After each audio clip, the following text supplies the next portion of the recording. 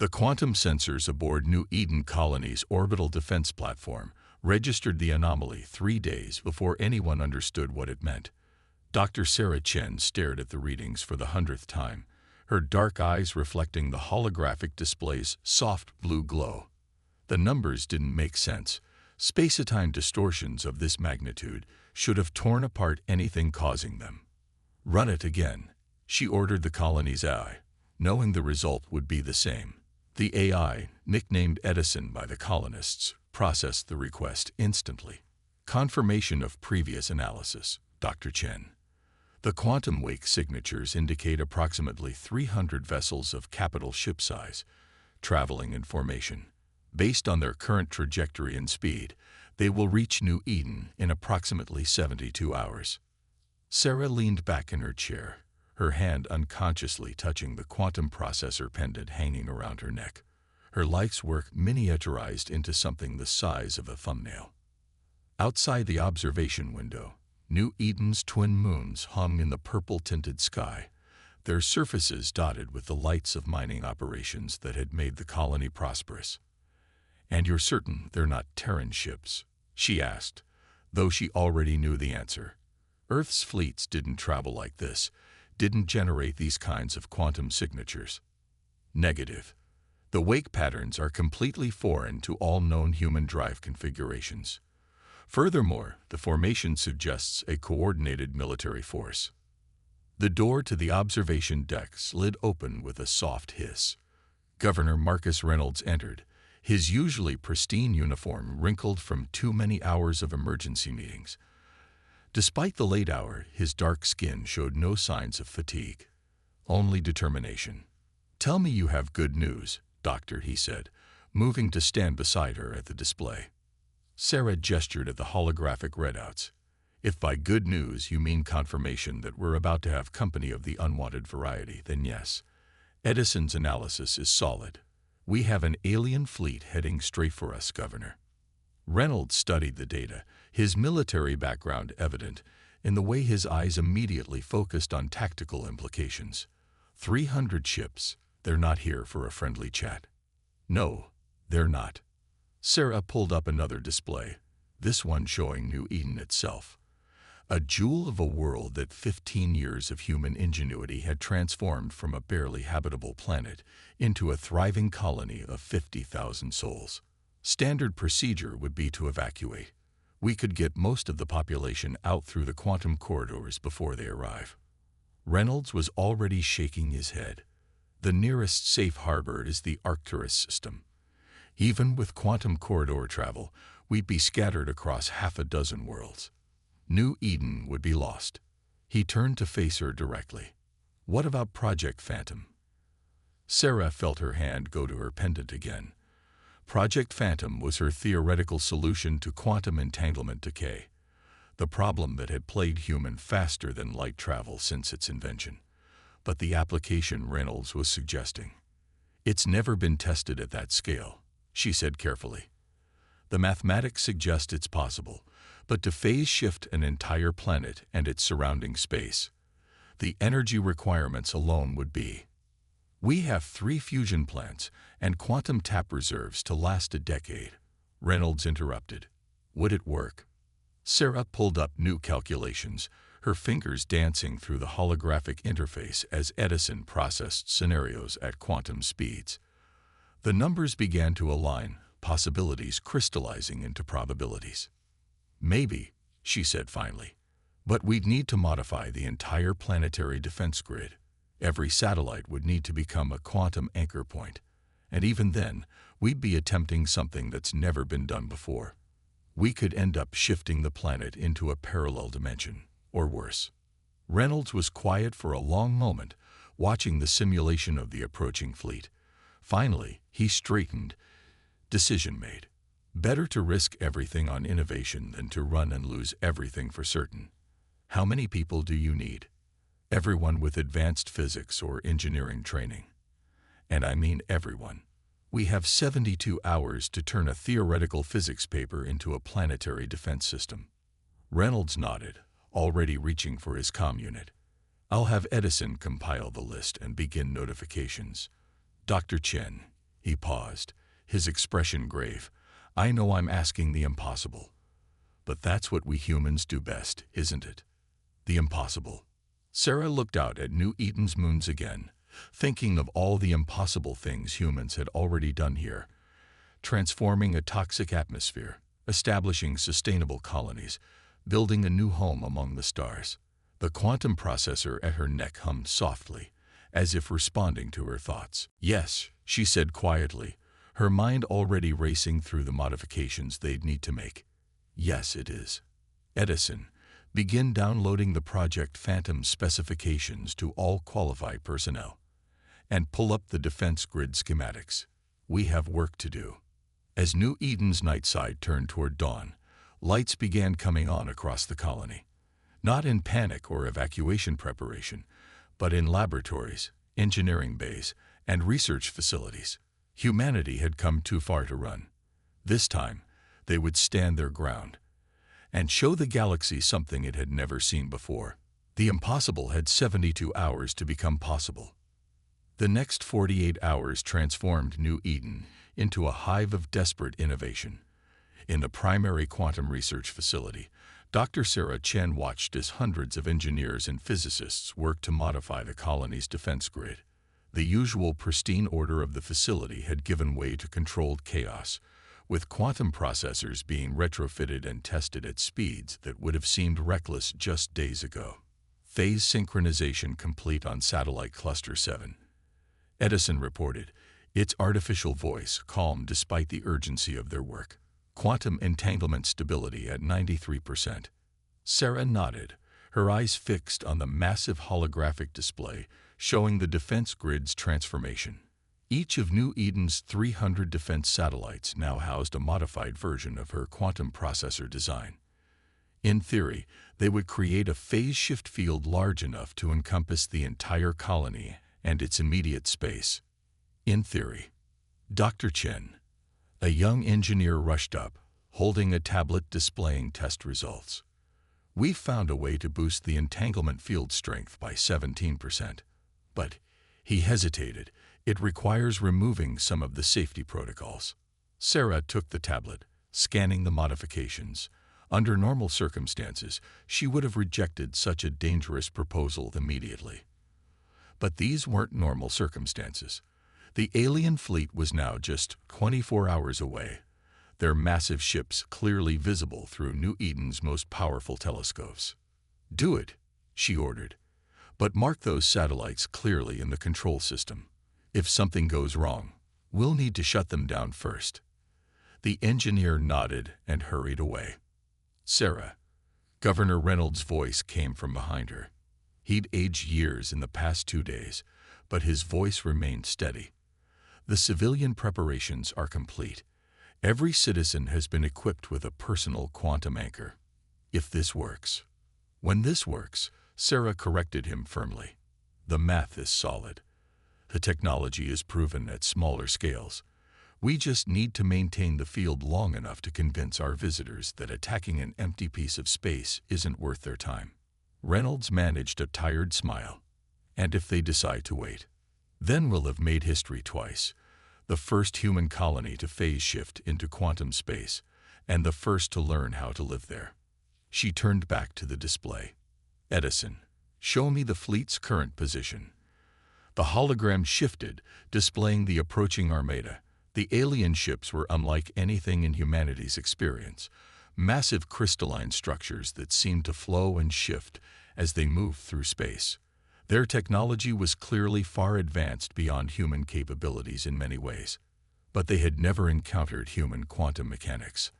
All personnel, this is Dr. Chen, Sarah announced over the colony-wide comm system.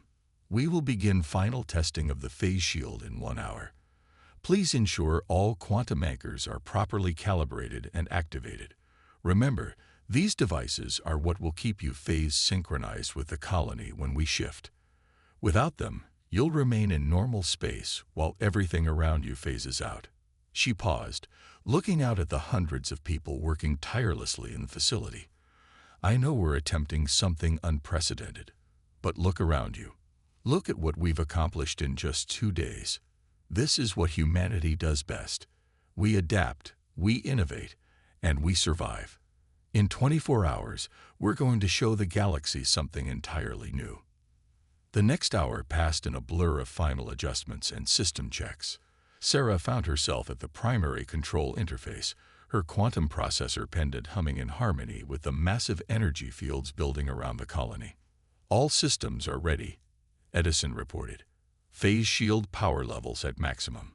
Quantum anchor network synchronized. Awaiting your command, Dr. Chen. Sarah took a deep breath, her hand hovering over the activation sequence. Around her, the control room was silent except for the soft hum of equipment. Through the window, she could see New Eden's surface stretching out below the facility, its cities and farms and forests all about to become part of the greatest scientific experiment in human history. Begin phase shield test sequence, she ordered. Duration, 30 seconds. Mark. She initiated the sequence. For a moment, nothing seemed to happen. Then the world shifted. The view outside the window took on a subtle blue tinge, as if everything was being seen through crystal. Sensor readings exploded across the displays as reality itself began to alter around them. Phase shift achieving stability, Edison reported. Quantum anchor network holding. All systems performing within expected parameters. Sarah watched the countdown, her heart pounding. If they had made any mistakes in their calculations, if the quantum field wasn't perfectly balanced, they would know in these next few seconds. 20 seconds elapsed. No field degradation detected. Population status. All citizens successfully phase shifted.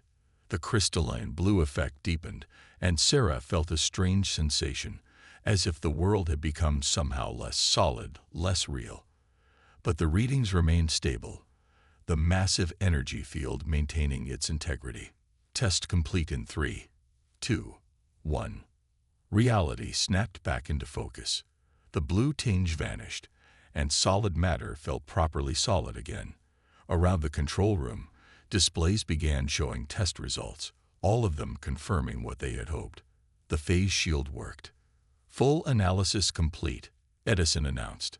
Phase shield test successful. All systems performed within design parameters. We are ready for full deployment.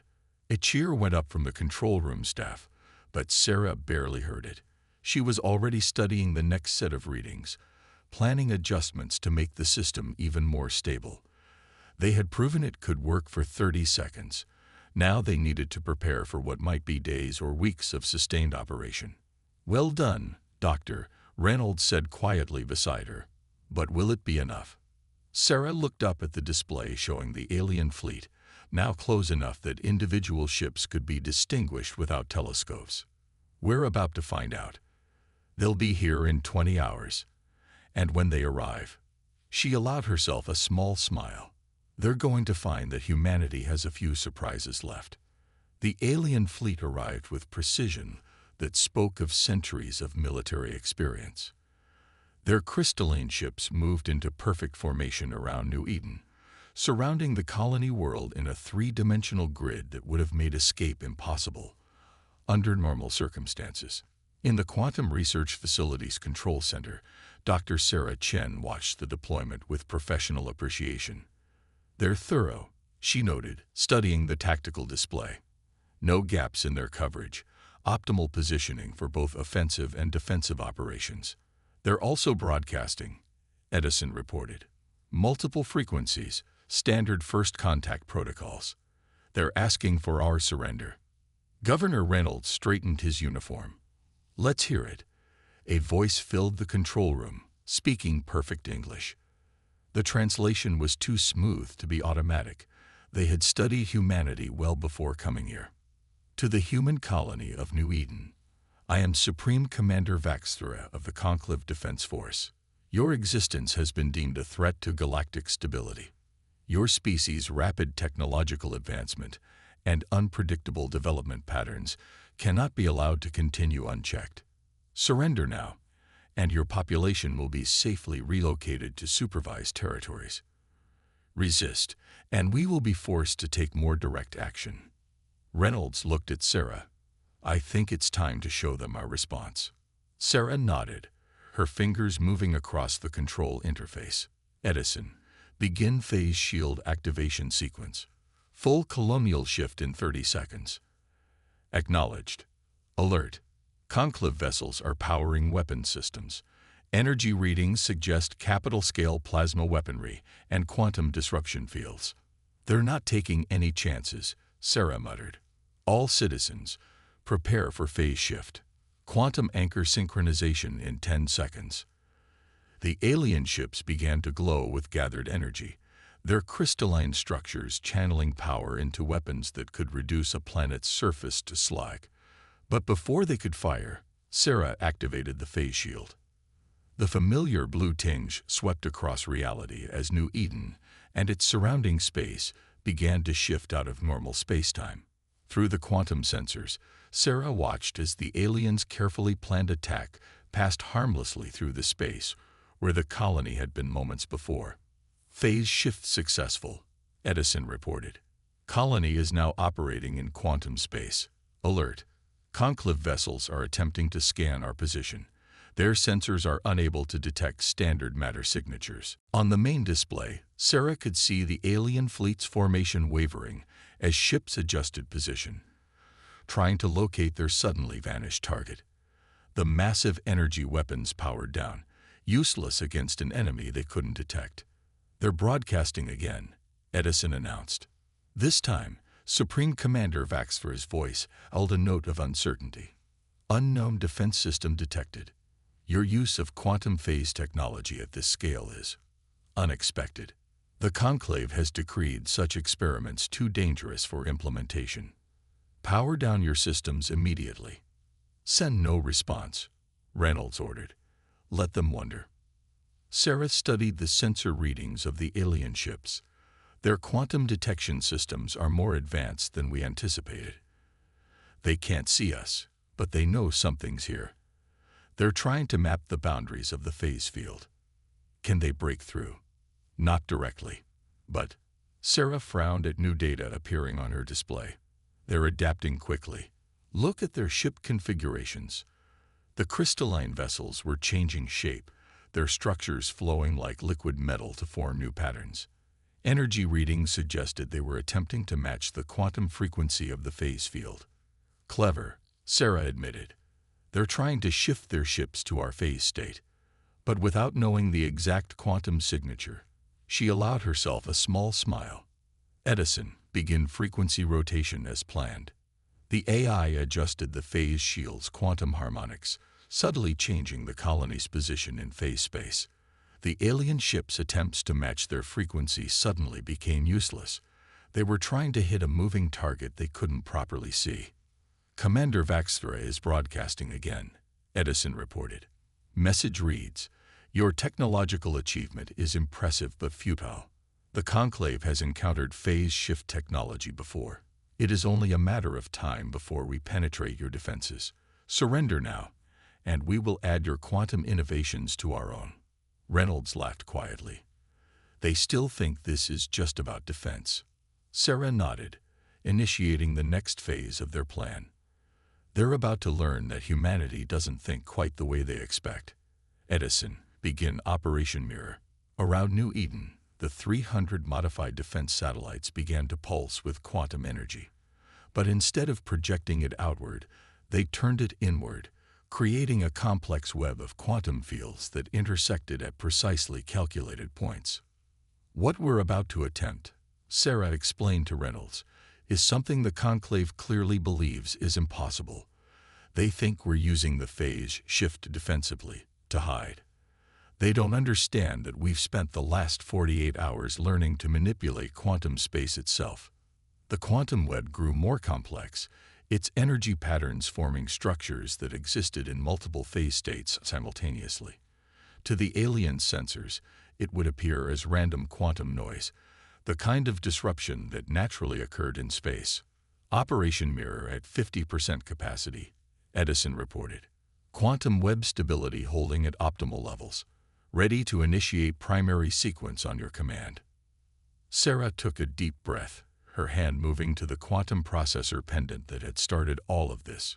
"You know," she said to Reynolds, "when I first developed this technology, I thought it would help us explore the galaxy faster, more efficiently.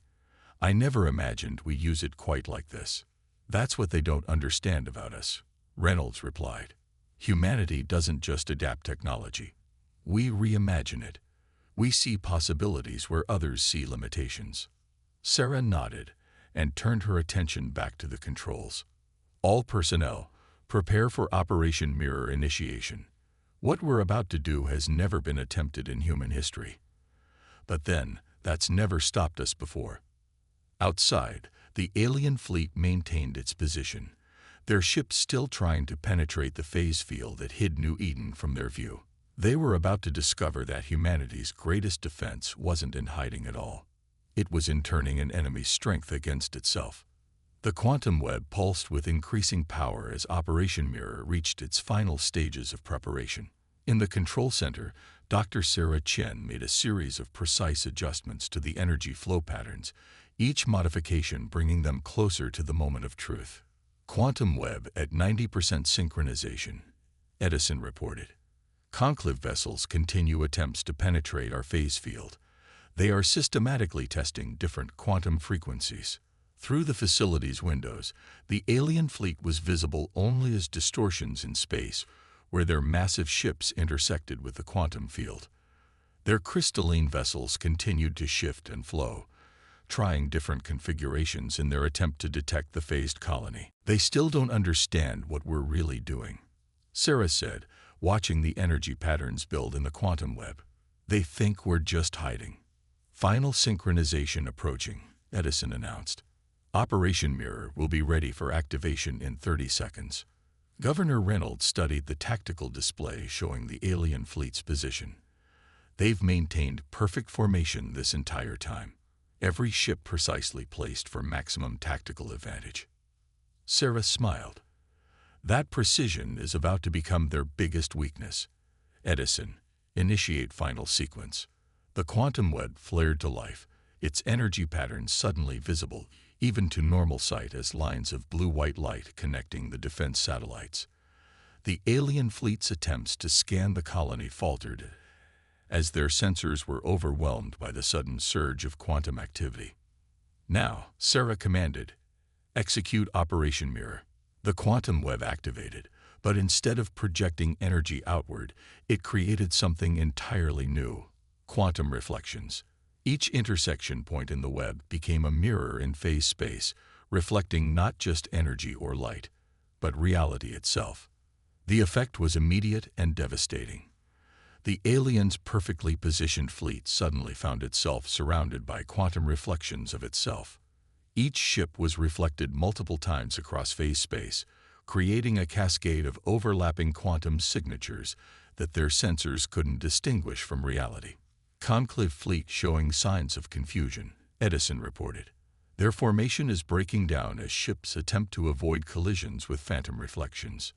Through the quantum sensors, Sarah watched as the alien vessels tried to cope with suddenly seeing hundreds of copies of themselves. Their precise formation became their undoing as ships maneuvered to avoid reflections that weren't really there, creating chaos in their once orderly fleet. "Incoming transmission from Commander Vaxthra," Edison announced. The alien commander's voice had lost its smooth confidence. "What manner of deception is this? Your quantum manipulations violate all known laws of physics." "That's because they're not your laws," Sarah muttered. Then, nodding to Reynolds, "Let's answer them this time." Reynolds stepped forward. "Commander Vaxthra, this is Governor Marcus Reynolds of New Eden. You came here believing you understood humanity's capabilities. You thought you could predict and control us. That was your first mistake. These quantum tricks cannot protect you forever," Vaxthra responded. "The Conclave has encountered every form of defense in the galaxy. We will adapt. We will overcome." "That's your second mistake," Reynolds continued. "You think this is just about defense." "Edison, demonstrate Phase 2. Sarah's fingers flew across the control interface as she initiated the next stage of Operation Mirror. The quantum reflections began to move independently of their source ships, each one generating its own quantum signature that the alien sensors registered as real.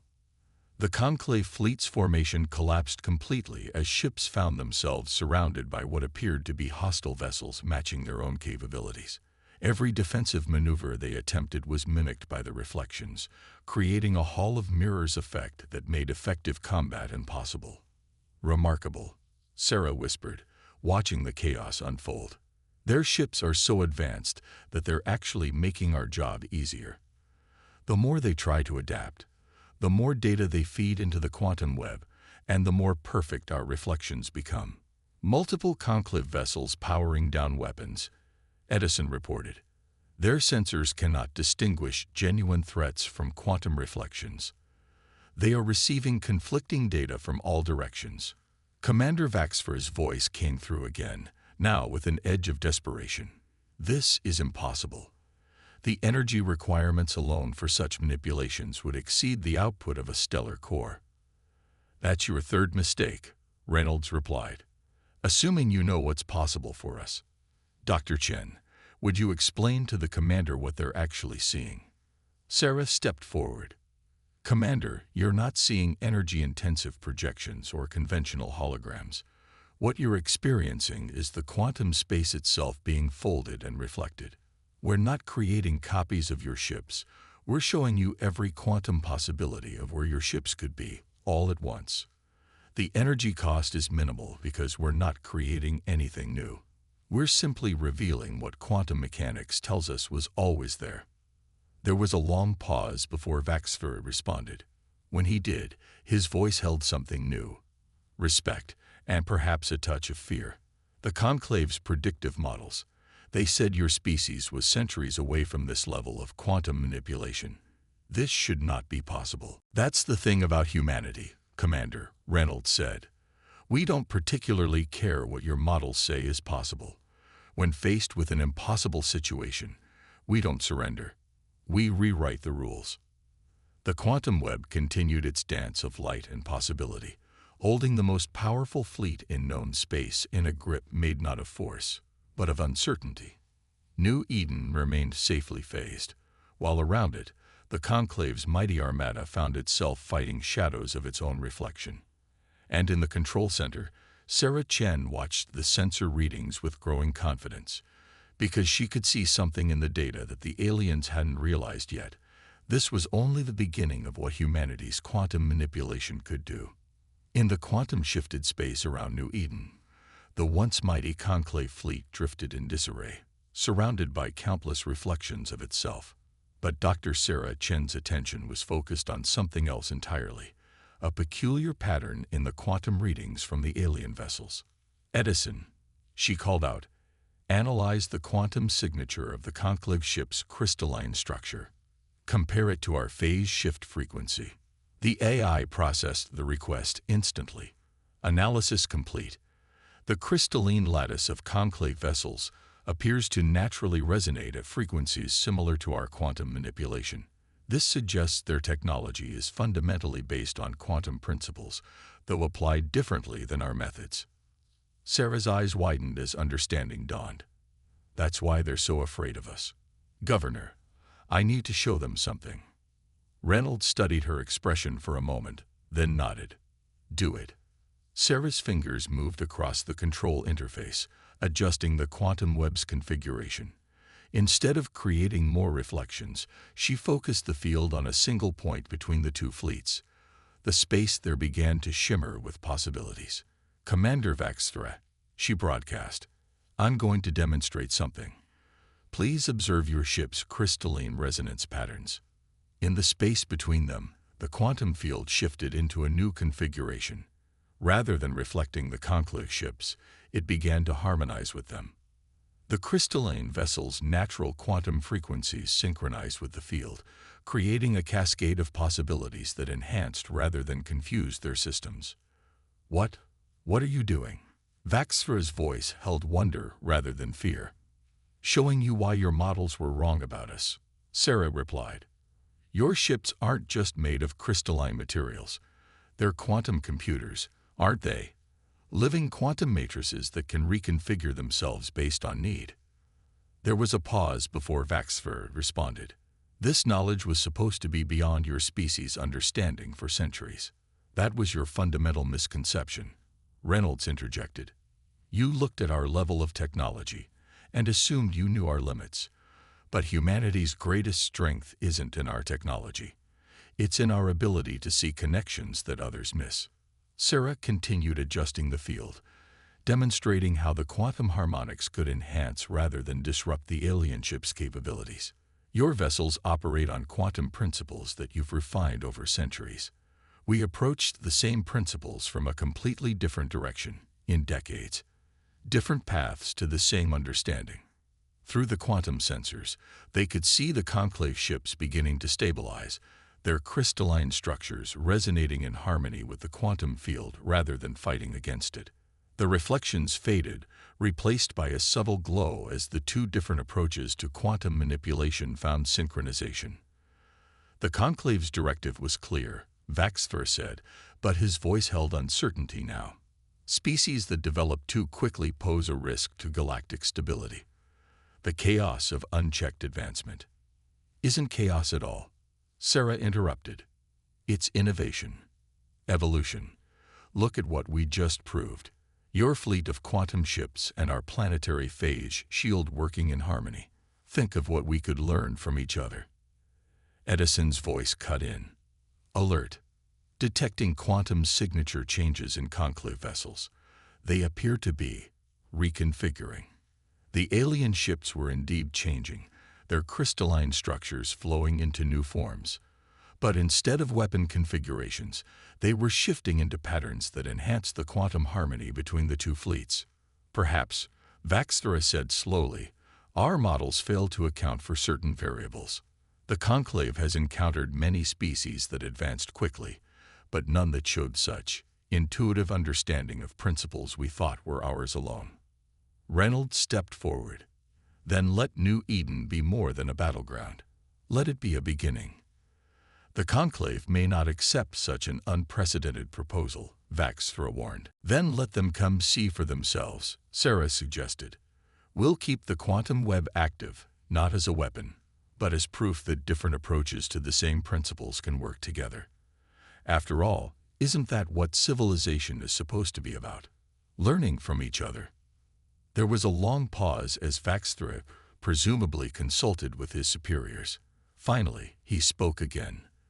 The conclave has existed for 10,000 years. In all that time, we have never encountered a species that forced us to question our fundamental assumptions. Perhaps that is exactly what galactic stability needs.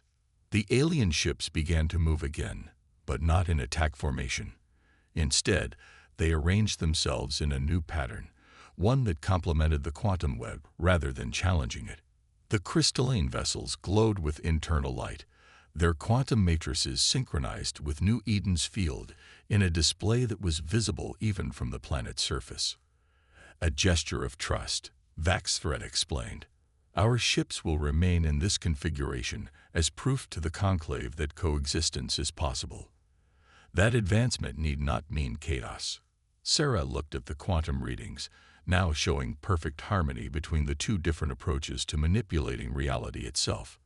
You know, she said to Reynolds, when I started working on quantum physics, I never imagined it would lead to this. Reynolds smiled. That's humanity for you.